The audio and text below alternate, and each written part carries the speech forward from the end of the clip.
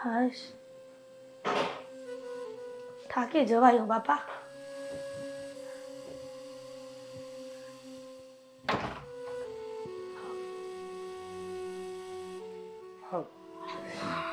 Mummy શું થયું? તબિયત તો બરાબર છે ને તમારી? હા મમ્મી, સાવ લૂઝ કેમ પડી ગયા છો? હશ, તાવ નથી આવતો ને? ના ના આવે, કાંઈ તાવ નથી આવતો. બટા, મને એક વાતનો જવાબ આપ, કે આ ઘરના કામ કરવા કામવાળીઓ આવે છે?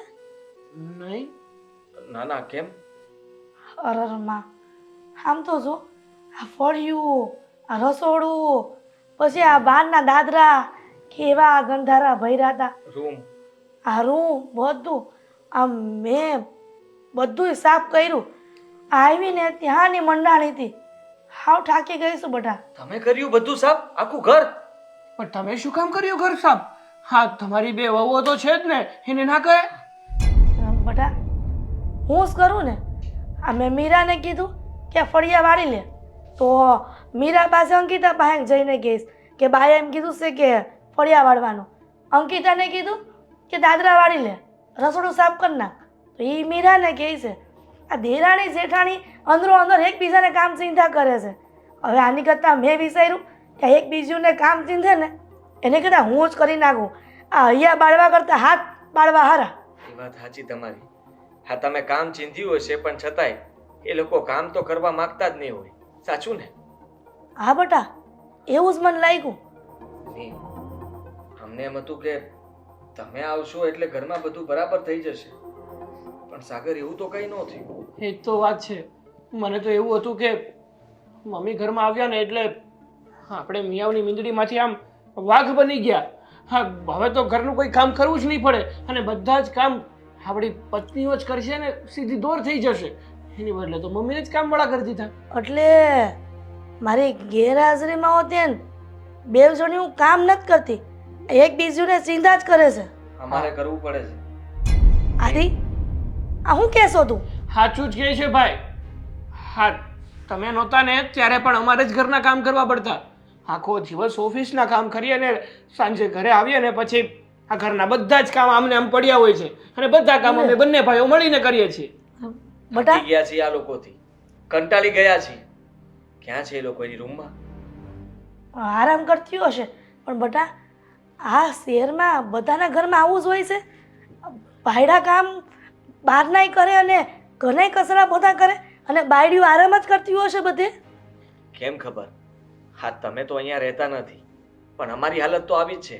અને મમ્મી જ્યારે પણ એમ કહીએ ને કે અંકિતા આ કામ કરી નાખતો, અંકિતા કે મને પેટમાં દુખે છે, કોઈક વાર કે મને માથું દુખે છે, કોઈક વાર કે મારો ખંભો દુખે છે. કે બટા, આવું જ થયું. આ મેં મીરાને કામ ચીંધું ને તો એમ કહેતી હતી કે મને માથું દુખે છે મમ્મી, મારથી નહીં થાય. અને અંકિતાને કીધું ને તો એમ કહે કે મને પેટમાં દુખે છે. બંનેને પેટમાં ને માથું દુખતું હોય. માથું પેટમાં દુખે છે કે પેટ માથામાં એ ખબર નથી પડતી. હા, એ લોકો બહાના કરે છે કે ખબર નહીં, રોજ જે માંદા જ હોય છે. એક દિવસ પણ એવો નહીં હોય કે અમને પ્રેમથી ચા પીવડાવી હોય. હા, ક્યારેક તો ચા બહારની પીવી પડે છે ને ક્યારેક અમારે બનાવવી પડે છે. સાચું કહું ને મમ્મી, તો મેં તો વિચારી લીધું છે કે હું મીરાને છૂટાછેડા આપી દઉં. હે, હા, સાચું જ કહે છે ભાઈ. અને મેં પણ વિચારી લીધું છે કે મારે પણ હવે અંકિતાને છૂટાછેડા જ આપી દેવા છે. હા, મા બાપને એમ હોય કે દીકરાઓ શાંતિથી ત્યાં રહેતા હશે, શહેરમાં કમાય છે, હા, ઘર પરિવાર બધું બરાબર ચાલતું હશે, પણ વિચાર તો કરો કે અમે લોકો સુખી નથી, દુઃખી છીએ. અને આના કરતાં તો કુંવારા રહેવું જ સારું ને. હા, બધું કામ જાતે જ કરવું છે તો અમે બંને ભાઈઓ મળીને એકલા પણ કરી શકીએ. હા, અને સાચું કહીએ ને તો કુંવારા હતા ને એ જ સારું હતું. કમસે કમ ભલે ઘરના કામ કરવા પડતા હતા પણ શાંતિ તો હતી. આ ખોટી દેખાદેખી તો નહોતી. બટા આદિ, આ છૂટાછેડાની વાત કરી ને એ મારા ગળે ન ઉતરી. હા, આ છૂટાછેડા વગર જ આ વહુને ઠેકાણે લાવવી છે બેયને. અમને લાગે છે અમે બધા રસ્તા અપનાવી લીધા. હા, પૂછી જુઓ કેટલી વાર ખીજાણા હશું. મીરા ઉપર મેં તો હાથ પણ ઉપાડી દીધો હતો. હા, એકવાર એના વાળ પકડ્યા અને બે વાળ શું ખરી ગયા, મારા તો બધા ખેરી નાખ્યા. જુઓ તમારા દીકરાની હાલત. તો શું આ ભાઈને અસ્ત્રો મરાવો પડ્યો.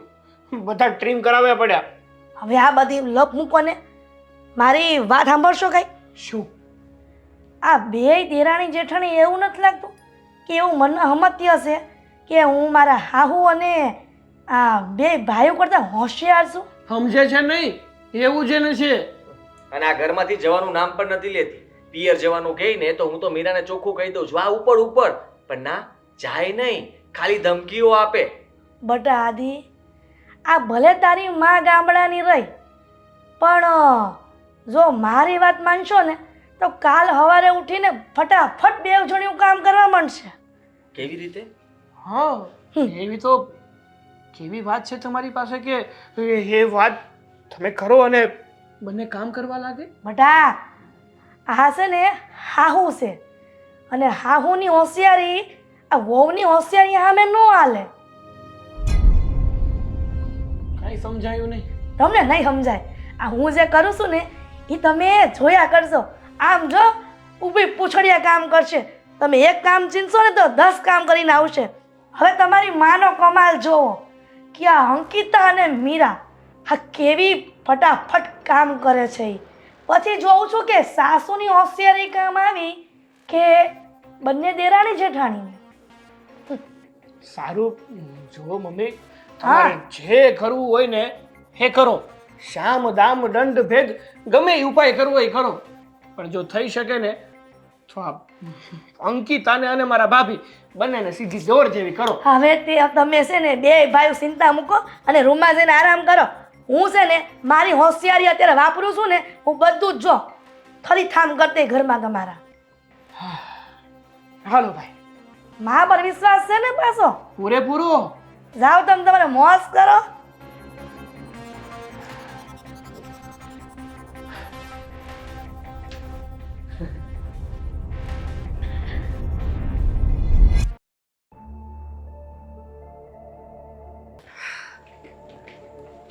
બેટા મીરા, શું કરતી હતી ત્યાં ઉપર? મંજીરા વગાડતી હતી. વગાડવા હતા તમારે? આ મંજીરાનો શોખ તો મને નાનપણથી હતો, પણ અવાજ નતો આવતો ને. સાયલેન્ટ મંજીરા હતા, જેમાં અવાજ ન આવે ને એવા મંજીરા. સાયલેન્ટ એટલે હું? મમ્મીજી, કામ હોય ને એ બોલો. મારે બહાર જવું છે, મોડું થાય છે. બેટા મારે તારી હારે એક અગત્યની વાત કરવી છે. શું? કે સાંભળ તો ખરા, કે જે હું મારા બે દીકરાને કે અંકિતાને કહેવા નથી માંગતી, કેમ કે આ ઘરની મોટી વહુ તું શું. જો તમે આવા ઇમોશનલ ન થાવો, આવા ફેસ એક્સપ્રેશન ના આપો. જે કેવું હોય ને એ કહી શકો છો તમે મને. બેટા હા, હું અહીંયા આવીને શહેરમાં એ પહેલાંના 6 મહિના પહેલાં હું બહુ બીમાર પડી ગઈ હતી. તે ડૉક્ટરે કીધું હતું કે તમને કેન્સર જેવું છે. શું? કેન્સર? તમને? હા. એ મેં વિચાર્યું કે તારા સસરાએ મારા નામે બહુ બધી મિલકત, આ ખેતરું, પછી મારા નામની કાંઈક ફિક્સ પૈસા મૂક્યા છે બેંકમાં, અને આ વીસી કાંઈકના પૈસા ભરતા હતા, એ હંધુય મારા નામનું છે. હું વિચારું છું કે મારા મહિરા પછી આ બધું હું કોને દઉં? તો એમાં એટલું બધું વિચારવાનું શું આવે? તમારે કોને આપવું છે? બેટા મેં બહુ વિચાર કર્યો, એ મને વિચાર આવ્યો અચાનક. શું? કે હું જો મારા બે દીકરાને આ બધી વાત કરું ને મારી, એ કદાચ લાલચમાં ને લાલચમાં કામ ધંધે ન જાય. અને તને ખબર છે ને, આ કામ ધંધે ન જાય ને તો રાજાના રજવાડા ખૂટી જાય. સાચી વાત છે. એ મને એમ થયું કે બે છોકરાને મારે કાંઈ નથી કહેવું કે મારા નામે કેટલું બધું આ પોપર્ટી છે. પ્રોપર્ટી? આ બેટા મને લાગ્યું કે પોપર્ટી. ના ના બેટા, આ ગામડાના માણસને બોલતા ન આવડે ને. તો મમ્મીજી એમ એ બધું છોડો, મને એ કહો કે તમે કરવા શું માંગો છો? એ બેટા મેં બાજુમાં છે ને ત્યાં ડોસીમાં બેઠા હતા, એને વાત કરી બધી. તે મને એમ કે અરે એમાં મૂંઝાવાનું શું હોય બેટા, આજે ઘણી મોટી વહુ હોય ને એના નામે બધું કરી દેવાય, એવું લખાઈ લેવાય કે હું મરીશ ને તે બધી મોટી વહુના નામે કરતી જાય પ્રોપર્ટી. પોપર્ટી. હા તો છે ને અંધુય છે ને તારા નામે કરવા માંગુ છું. તે તું મારા બે દીકરાને કે અંકિતા બહુને નો કહેતી આપ. અરે ના ના મમ્મીજી જો હું કોઈને કંઈ નહીં કહું. અને Don't એમાં worry. ડોસીમાં કીધું છે કે એવું લખાવાનું કે જે વહુ આ હરખા કામ કરતી હોય કાં તો તમારી દેખરેખ રાખતી હોય ને હા સાર સંભાળ એને દેવાનું. એને દેવાનું. બરાબર કીધું છે ડોસીમાં. હા. ડોસીમાં આઈ મીન સારા માણસ હશે બહુ હા કે આવી સારી સલાહ અને સાચી સલાહ તમને આપી છે. મમ્મીજી હા તમે ચિંતા ન કરો, હું કરીશ તમારી સેવા. તમારી શું, આદિત્યની, સાગરભાઈની, અંકિતાની બધાની સેવા કરીશ. પણ તમે પણ કોઈને કહેતા નહીં હા. જો બેટા. મમ્મીજી મને છે ને કામ ઓછું ફાવે છે, મતલબ શીખી લઈશ પણ થોડી વાર લાગશે. અને જો અચાનકની કામ કરવા માંડીશ ને હા તો એ લોકો મને સવાલ કરશે, હા એટલે આપણે કંઈક ખોટું બોલવું પડશે. પણ તમે ચિંતા ન કરતા, તમે આ પ્રોપર્ટીના કાગળ તૈયાર કરો, હું બધું એડજસ્ટમેન્ટ કરી લઈશ. પણ બેટા આ શું કહું ને આ જે દી હું ગામડેથી શહેરમાં આવી ને આખો બધી ઘરના કામ કરીને થાકી ગઈ છું. હા મારે પગ અહીં બહુ દુખે છે તો મમ્મીજી. ઘરના આખો દી કામ કરું તો હા મને ગામડે જાઉં ને તો પાછી બધી વાતું કરે કે તમારી બે બહુ કામ નથી કરતી કે તમે અહીંયા આરામ કરવા ગયા ને કામ કરીને પાછા અહીંયા થાકી ગયા. સાચી વાત છે. હા તમે ચિંતા ન કરો, હું તમારી સેવા કરીશ. પગ કચરી આપું? હા એવું કાંક કર ને તો મને સારું લાગે. પણ બટા હા શું કહું ને તો આ બધું અંકિતાને કે મારા સાગરને કે મારા આદિને કે આજુબાજુ કોઈ બેનપણીઓ ને નો કહેતી. નહીં કહું મમ્મીજી, કોઈને નહીં કહું. ચલો તમે, હું તમારી સેવા કરી આપું. વારે મારી વહુ આ ડોસીમાએ કીધું તું ને સારી સલાહ આપી હતી કે મોટી વહુ આ હાહુનું બધું દુઃખ હમસી હકે. મારો દીકરો મારી વહુને હો વરની કરે. હા બટા તો હું આરામ કરવા જાઉં. હું તમારા માટે પેલું બોડી મસાજનું ઓઇલ લઈને આવું. ઓઇલ બોઇલ નથી જોતું. ના ના એવું બધું ન લેવાય. તો બટા થોડોક ચા બનાવી દે ને. થોડોક શું કામ, કપ ભરીને બનાવી આપું, આટલો મોટો મગ ભરીને. સાલિયામાં આપશે. મગ થોડા મગ તો ખાવાના ન હોય. હા હા મમ્મીજી, હા બેટા. સાલિયામાં આપું. સાલિયામાં. બેસો. વારે મારી વહુ એટલે વહુ છે.